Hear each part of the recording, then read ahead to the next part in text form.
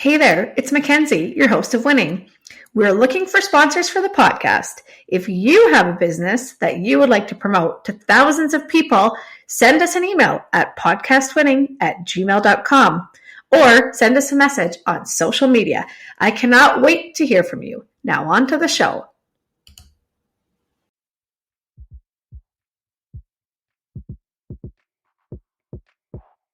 Winning is your guide to making it in business. Join our award-winning host and entrepreneur, Mackenzie Kilshaw, and special guests in casual conversations that will educate and inspire you on your business journey.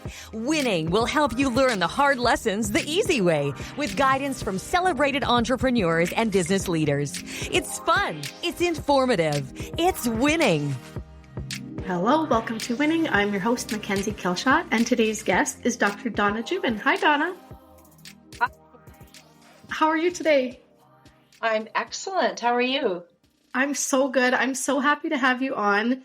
If you don't know who Dr. Donna Jubin is, she is a doctor, of course. She graduated from the University of Saskatchewan College of Medicine in 1993, and she had a very busy and successful family practice in Saskatoon.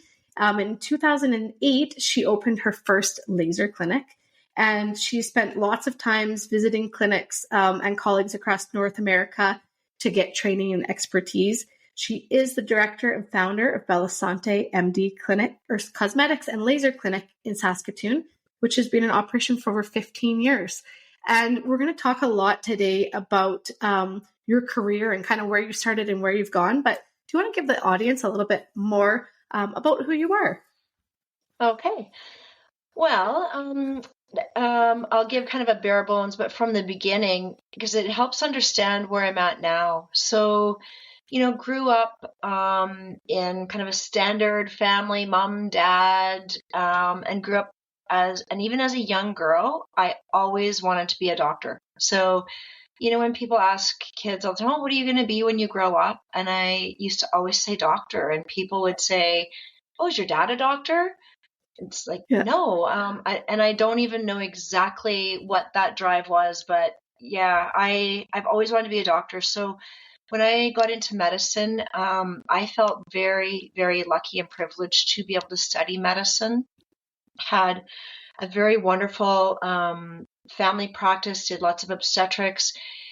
Of course, being a female, naturally women, were attracted to having a female physician because it's a very vulnerable position to be in when you're, having to see your physician, either, emotionally, physically, all of those things. So became very close to women and understood different types of women, different women's issues through the practice of medicine. And so it became a natural progression when in close to 2008, after I'd had my fourth child, it became almost impossible to practice medicine in the way that it was kind of required at that time of being on call, the demanding hours. So I still really wanted to empower women and do something in that field. And at that time, cosmetic and laser medicine was not a field. It was very niche and very off-label. So some people that I had met through some conferences, I flew out to Vancouver, flew to Calgary. I had to do kind of private training with people that would take me under their wing. And I became very, very interested in cosmetic and laser medicine. And one thing I think our listeners, if you have an entrepreneur spirit, if you have a dream, you have a drive for something, there's always going to be naysayers. And Yes. you have to brush that off. If you believe in yourself and you really have a vision, and which I did at the time, I could see the future with this, that this was going to be something wonderful for not just women, but at that time it was mostly women that I was concerned about, with laser medicine to helping with scarring and rejuvenation. It wasn't about anti-aging. It was about being the best person that you could be. And as women, we can all relate to that. I mean, you do feel better when you look better. And it's not about cosmetic or looking like one particular thing. It's about being your best version of yourself. So, yeah, I had naysayers, but I had naysayers even going into medicine. Oh, you're a girl. Are you sure you want to do that? Aren't you going to, like, I'm old, right? So back in the days, don't you want to get married and have children? Yes, I want to do all of that. Well, why can't I do it all? So, and, and then once I got into medicine, it was, you shouldn't be even thinking about starting a separate business. You're already secure. You're successful. And, I don't think there's very many books or history written on women that are just mediocre. Like, there just isn't. No, there's not. You have to take some risks. You have to follow your heart. And that's what inspires other people to follow their passions as well. And then it was right around that time as well that I'm kind of into a little bit of Japanese philosophies, but ikigai, which is a Japanese philosophy of when your passion and what your skill set is and what the world needs or will pay for all intersect, that's when you get ikigai. And that is what I felt happened to me. I love taking care of women. And I had a huge base of women that all I knew and that trusted me. I am an artist. Also, I do art on the side, but I also understood medicine, so it could be safely done.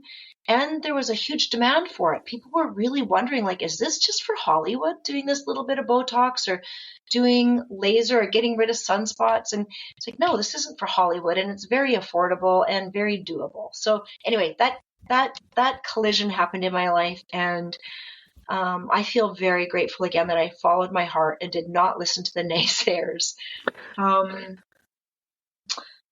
Some of it, I would say, I literally bushwhacked my way. Once you're through and it looks like you have the golden pathway all set down, or the bricks are all looking nice, you've done this nice pathway.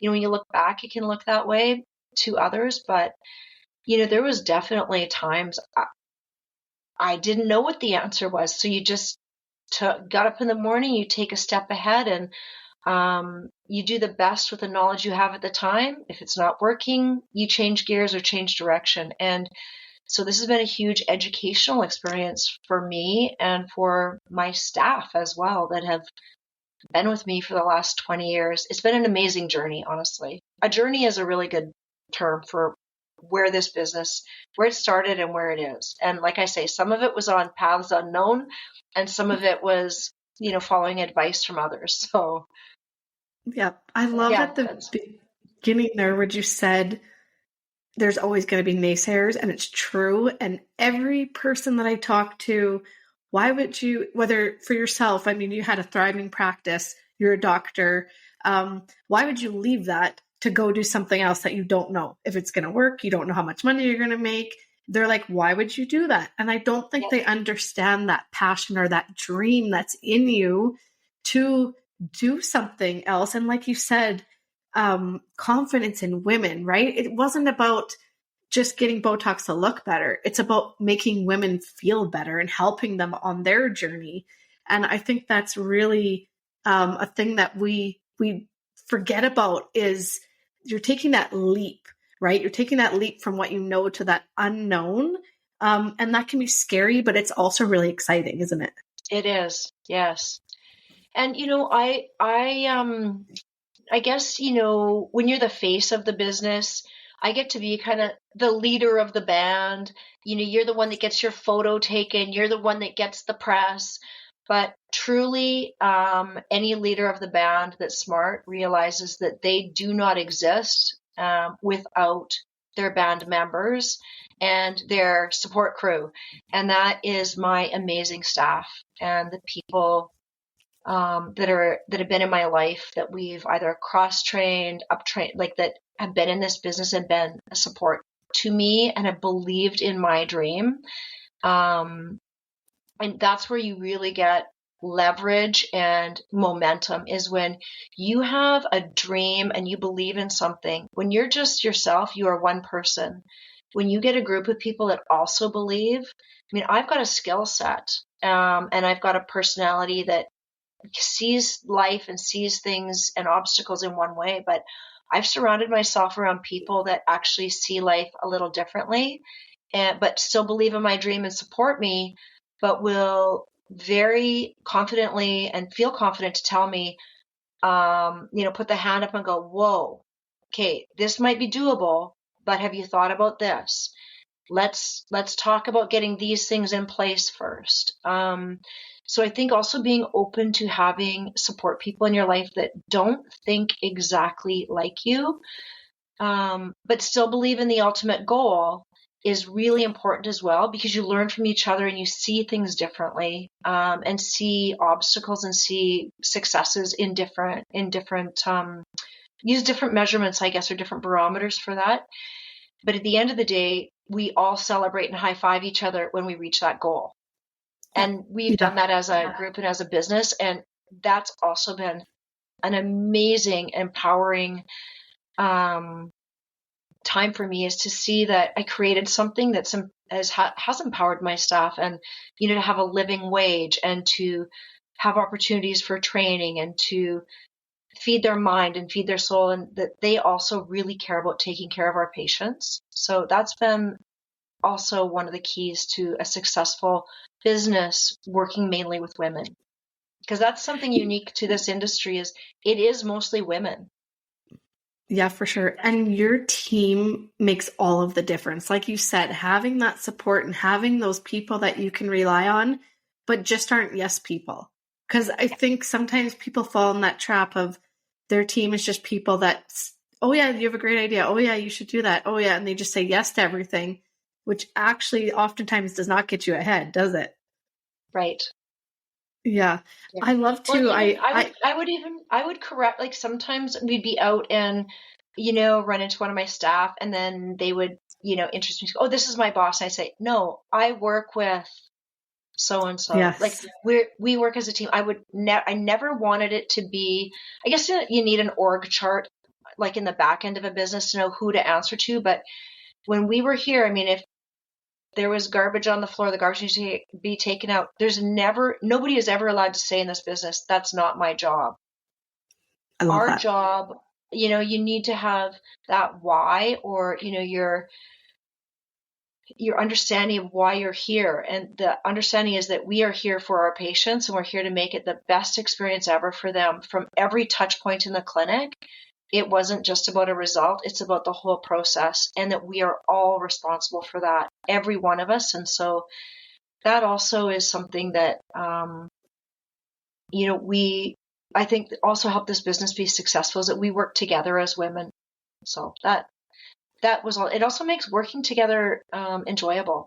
If you're working with somebody that doesn't help you, or sees that you need help but walks away and says, that's not my job, it is our job to be human with each other and help each other.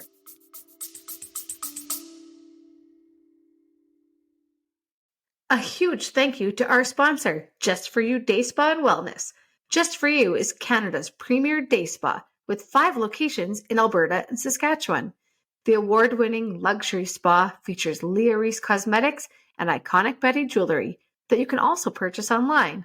Visit www.justforyoudayspa.com to book your service or to purchase a gift card. Yeah, for sure. And I think that comes all back to you as the leader of the group, right? As the owner of the business and the person that founded the business. But it really comes back to your leadership and the example that you set, because if you don't act more important than the person answering the phone at the front that's greeting your patients, to the people working the laser machines and everything else, right? Then yes, everyone works together a lot better, for sure. Absolutely. And truly, the girls at the front are kind of the gatekeepers of the whole clinic. So that is truly one of the most important jobs it's their first touch point for our clients and the last touch point for our clients when they leave. So very, very important. But everybody's job is important, including the person that cleans the clinic at night. Like we wanted this place spotless in the morning, right? So yes, it's every single person. And I agree with the customer facing people, because a lot of the times I think we forget about that customer service aspect, and whoever is answering the phone or greeting someone or replying to an email or social media message or whatever it happens to be, that's likely the very first impression that a potential patient of yours or client has, right? So that Yes. person really having that exceptional customer service really does make a difference in your business. And it's often a forgotten aspect, right? We think, Yes. oh, we need the newest technology or we need the best of this. But if the person that's talking to your clients isn't kind of on the top of their game, you might not even get to booking an appointment, right? Yes. Well, and on that note, Mackenzie, is, with so we did some fine tuning training. So I hired, so her name was Ildy Wiley, but she ran a company out of Toronto that was about personality inventories. So we brought her in and we did the personality inventories. It was based on Myers-Briggs. That was one of the best things we ever did in this clinic. And, if you've got somebody that is really smart and really dedicated, but they're an introvert naturally, they're Yep. not going to be your best person at the front desk interfacing with your customers. And, no matter how much training you give them, they naturally just don't, that's not their natural habitat for them to thrive in. So, and I'm a very big believer in finding people's strengths and working with their strengths instead of focusing on their weaknesses and trying to change them, because that's not my job to do that. And you're just going to fail. And that person that you've hired is also going to feel like a constant failure. So having to do those personality inventories, we actually reorged the business a little bit, and it gave me great insight on for which areas of training some of the staff required and which ones should be front facing, which ones would work best on their own, which ones to work maybe more in groups or to kind of hand the baton off or coordinate between the services. And so the first session was understanding ourselves. We gave it a few months. We all talked about it. Then we had her come back again. We redid it so that we could understand how to communicate better with each other based on our personality differences. And then we had her come back a third time to understand how to communicate to our patients based on when we meet them, what personality, because she did it in colors to make it easier instead of the kind of the 4 quadrants of Myers-Briggs. But, we at that time, I still remember a patient would come in and someone would go, she's very blue, which then we all knew, okay, she needs detail. She doesn't want hugs. She doesn't want she needs details. Or somebody, oh, she's very red. Okay, be quick. Give her the information. She wants in and out. Like it was a form of communication with our team that I would highly suggest that to anybody that's having problems with, if they've got good people, but they're having problems with communication or communication breakdown.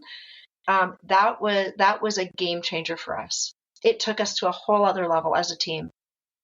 Yeah, that's fantastic. And having a consultant or someone come in like that, like you say, that's from outside of your organization to work on that training. And I think you said something that I agree with too, is really having the right person in the right position, right? It's not trying to push someone into a role just because you need that role filled. It's really making sure that the person that's in that role is the right person, having the extroverts at the front. Right? That's Yes. so important. Yeah. And they get energized by that. You put an introvert at the front, they go home exhausted. Yep. They're exhausted by dealing with all these people. So, and that's another point I want to make is that, I feel that, our society now, a lot of people just work for a paycheck. And that makes me really, really sad. That makes me really sad. You work 8 or 10 hours, you're gone for 10 hours of your day to maybe enjoy 3 or 4 with your family, but the majority of your day is something that actually drains you. That makes me, again, it's not healthy. And I think if you can have a job where you feel joy and you feel appreciated, you enjoy the other part of your life even more. Oh, for sure. Yeah. And all the things that we're facing in today's world, stress and mental health and kind of a lack of physical movement and all of those things, if you aren't happy in your job, like you say, you spend like half of your day or more even at your place of work. If you're not happy there, all those other things get affected, including your Yes. family and your And your relationships, health. Yeah, marriages. all of that. Yeah. Yeah, for sure. And we've I we've want all been there. Yeah, I mean, we've all been yeah, there. I think it's recognizing that, taking that step back and saying, I'm going to change gears here to, reconfigure my life into a place where I actually do find joy in the work that I do. So, eh, yeah, um, and being an entrepreneur, means uncertainty. So, you know, you can't you can't keep changing all the time either. Like you need to kind of find a landing pad, regain your strength, and then go again. And that, I think it's just the nature of an entrepreneur is you're never done. Like, because people no, ask me now, oh, so when are you going to retire? When it was like, why would I retire? I love what I do. yeah, Like, I love yeah, what I exactly. do. I just, so, and again, it's that false expectation from society that you're going to work a job you hate just so you can retire when you're old to do what? Like, Yeah, exactly. it doesn't make any Exactly. sense to me. I agree. I totally agree. I want to backtrack a little bit to before you opened your business, because when I was reading your bio and you're a physician, you're doing obstetrics. So if you're delivering babies, you're going all times of day. It's not like you're working 9 to 5. You have 4 children. How did you balance that? I know balance is a crazy word because I don't think there's an actual balance, but how did you how did you make sure that you still had time for your family, but you were still successful with your career? So yeah, that's a great question. Early on, I realized that I couldn't do it all myself, and um, was humble enough to say I need help. So I was lucky enough to have my mom lives in Saskatoon, and she's very supportive. So she helped out with some of that, like with the kids and having to drive them a little bit, like if I got called to a delivery. And then I also had an amazing woman that I had hired that helped with kind of domestic as a full-time person in the home. And again, she became part of our family. Uh, Very wonderful person. But then when I was home, I could be like fully present with my children. Yeah. Yeah. I think it's so So important. Like you don't yeah, want to and have to be doing laundry or cleaning your house. You want to spend the time with your kids. I mean, I don't mind doing laundry or cleaning my house, but my priority when the kids were younger was that, let's go for a walk, let's go to the park, let's do your homework, to be able to be the parent helper at school. And that's the other thing being an entrepreneur is, you have that flexibility when you are your own boss that, I could say ahead of time to whoever's booking me, I want Tuesday afternoon booked off. I'll come in on Wednesday. I'll stay an extra couple hours on Wednesday, whatever it is. Like you have that leeway Yeah. to organize your own life for things that you prioritize. Yeah, for sure. And then coming into 2008, when you started the clinic, how did you, like lots of people talk about it was a gut feeling or I just knew, but how did you know it was the right time? Because you really were a trailblazer. Like I'm Yes. pretty confident you were the first person in Saskatoon doing most of what you did. So what made you take that leap? Because I've been there. I was an entrepreneur, left a full-time job to take that risk of becoming a business owner. And how did you know? Well,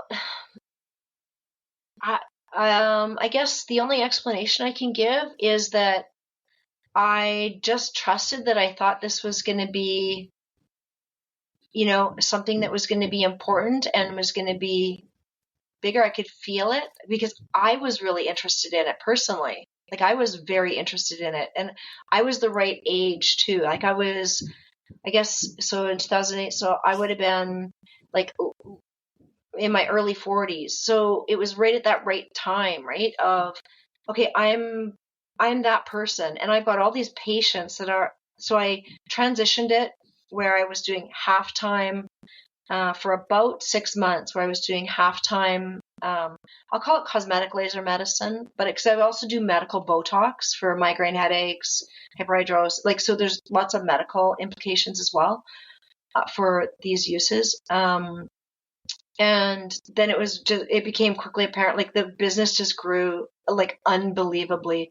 It was so fast. It was like, oh my gosh, I went into this so I could be a little bit more 9 to 5, be at home more, not be on call. And now I'm actually busier than I've ever been in my life, because now I still have part of my family practice and I've got this. So at that time, I was really lucky. There was a doctor that was graduating and was accepting patients. So I handed off the rest of that part of my practice off to her. So my patients had a place to go, and then just went full time. And then it just continued to kind of snowball from there. Yeah. And But I mean, probably, Mackenzie, I always had the safety net also. If it hadn't worked out, I could have gone back to being a family physician. yeah, So, that's true. like, I did have that safety net. So, I didn't think I would need to do that, but that was there in case. So again, psychologically, sometimes having that safety net gives you more confidence to move forward, knowing that all isn't going to be lost. There is another plan B. Yeah, that's how I felt too. I mean, I wasn't a physician, but I thought I owned a clothing store in Saskatoon. Most of our listeners know I had 252 boutique, but I thought, well, I guess if I fail, I just go get another job. Like, it's not the end of the world, right? Not. And we all fail also. If anyone thinks that entrepreneurs don't fail, there's a million failures that no one even knows about that happen, because we just work through them, right? You figure it out or you move on to the next thing. Yeah. But there's always that move to the next thing, right? Yes. And it's not a failure, I think. And I'm not trying to correct you, because I mean, that is the correct word to use, but it's an education.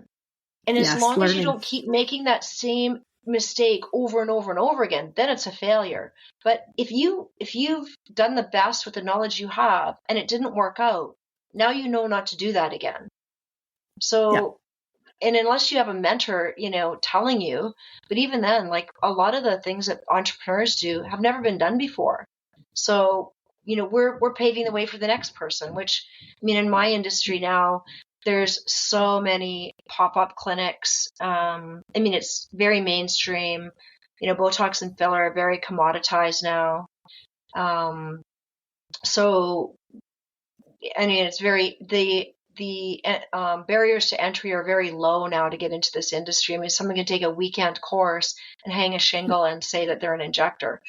When back, 20 years ago when I started, I mean, we learned one thing, mastered it, went and learned another thing. And, I saved up my money till I could afford a laser, and then bought it. And then we would use that. And then as we built up a bit more, we would find what's the next technology that we could use in this clinic. So, it was, we all learned together as we went. And,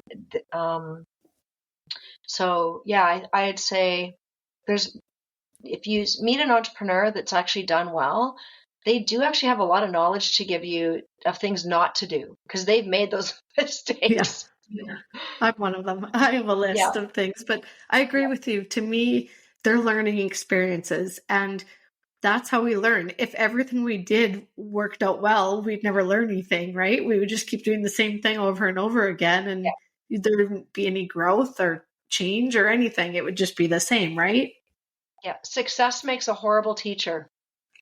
Yeah, that's a great quote. I'll actually probably use that in something here.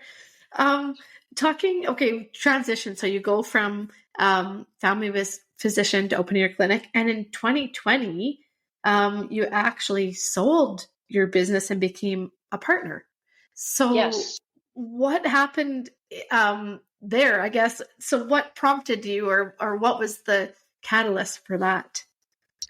Well, again, looking at the writing on the wall and watching what was happening in our industry, there truly was starting to be a lot of pop-ups. There's an amalgamation of some of the bigger clinics, the derm clinics, the plastic surgeons amalgamating and being able to purchase, again, some of the commodities like Botox, filler, lasers, at a reduced price because of the bulk. So I saw that that's what was happening, the trend. And so again, I was one of the first, well, actually, I was the third one in Canada to join Med Spa Partners and partner with them. Now they have over 30 clinics over Canada and the US. They're the largest amalgamation of med spas and cosmetic clinics. So I saw it as at the point of growth that I was at in my business, I either needed to do something like that or hire like a full-time marketing person, another HR person. Like we were at that precipice of I either need to get more supports in place to continue to grow or stay exactly the way I am, which is a hard thing for an entrepreneur, or join somebody else that I actually really love the direction they're going in, which is what happened with Med Spa Partners. When I met with their team, I knew that we were very aligned in our vision of, patient first, safety first. It needed to be medically directed. At the end of the day, it's about that over just the bottom line. And it's been great. I mean, some of the things that keep you up at night, which I'm not sure for you if you have any support staff, but it really is HR issues, accounting, admin things, ordering, hiring, firing that keep you up at night and that keep you away from what your passion is. And I was finding I was spending more time on that, and that's not what my ikigai is. So, and I don't want it to be. So joining with Med Spa has been a really great move for me and for this team. So yeah, but it was, I actually had somebody warn me that, there's going to be a process. Like you go from being kind of the woman to part of like a smaller piece. And so it was humbling. But I'm still medical director and still am enjoying that and with directing the team here and overseeing the medical directive here at the clinic. And I'm also learning. I feel like it's feeding me a little bit. There's medical directors like Shannon Humphreys, Mark Lupin, from BC. Shinu Bay from Florida did a presentation last night on a podcast, and I was very inspired by that. So, I'm feeling again that I'm with people that have a similar vision, but they're inspiring me. So that's a good place to be. For sure. Was it challenging? You said going from like the woman to, I don't want to say just a woman because you're still obviously, but that must have been hard, right? It is. And I think there's actually a really big opportunity for someone to start a business because there's a lot of us that are, the baby boomer age or, late millennial that are going through this where we're choosing to sell businesses because it's the right time or and there should be a business set up to help people process and go through this because again, human behavior is pretty predictable. And, we like to think we're all unique, but some of our reactions to things that are very similar, we have similar reactions. And having somebody help you work through that, I think would help quicken that process. Yeah, that's true. And I think too, there's so many now, it seems, I mean, I know COVID was just such a crazy time, but there's so many things in our environment now that really change our businesses very fast. Like you said, buying power, right? Like if other clinics are amalgamating and they can buy, let's say Botox for a lot less and you have to charge more, you might lose clients for that, right? So there's things that are out of our control. For me, I sold my business, but it was because I got married and I moved to a different city where my husband and stepson lived. So not truly the environment, but it was during COVID and everything else. And just at that time, it was just the right thing. And I feel like for you too, that was very similar. It was the right thing, but it's hard. It's hard. It's part of your identity, right? Of who you Yes. are. And that's really a hard thing to let go of. It it is, but I also know that, I'm not done yet. And I feel that now this next stage of my life, I'm in a position in life where I now get to work and I don't need money. So that's not really a consideration. It's about what do I just want to do. And so I think, I've been contemplating this, it's not formulated completely, but, I really think my next stage is going to be helping marginalized women get into business. There's so many steps along the way where things could have gone wrong, or I, could have slid off the path and it would have never gotten to where this is. And there is such a sense of freedom as a woman when you own your own life and you do not rely on anybody financially, for yourself, for your children, number one, for yourself. But I think as a woman, if you have children or fur pets or fur babies, you do want that freedom. And there's something really beautiful about making decisions that aren't financially influenced. Oh, for sure. And I love too that part of your journey or your next step is sharing all of this knowledge and all of these lessons that you've learned with other women that can help them, right, on their journey. And I think that's very, to me, it seems like a very natural progression for you. And it's kind of the right thing to do, right? Helping other people be successful and having a life that they love and a career that they love. So I think that's awesome. Yep. And living it every day. Yeah. Finding their ikigai. Yes. Yeah, exactly. I love it. Do you have a most important lesson that you've learned that you would share? I would say the most important lesson would be to surround yourself with and only take advice from people whose lives that you would want to live. And I can't stress enough about the power of positivity. Yes. To have a positive attitude and to find the good. So, one of the things that if I ever find myself feeling a little off, and even when I'm feeling good, first thing when I wake up in the morning, I like to set my day and I think of 3 things I'm grateful for. And even if I didn't do it right when I woke up because something crazy happened to get the morning started, as I'm driving to work, I think of 3 things I'm grateful for. And I think when you reset your mind, our brain is just another organ of our body, and we can train it to be positive, we can train it to look at the good, or we can train it to do the other, to I'm a victim, oh poor me, this didn't work out. And when you focus on that, that's the energy you attract into your life. So anyway, that would be and always strive to be a little bit better. You don't have to be perfect, but every day you should be a tiny bit better than you were yesterday. I love that. Tiny steps forward, right? Yeah. Ahead for sure. Is there anything you wish you had known, or maybe something that you could tell your younger self? I don't think so. Because I wouldn't be, it's kind of like that butterfly effect, that show that if you change any one thing, everything would be, there's so many things that could be different. And I love where things are at right now. And I can truly say, even through some really tough times, I still I love my life and I love the people that are in it. So I don't know that I change too much.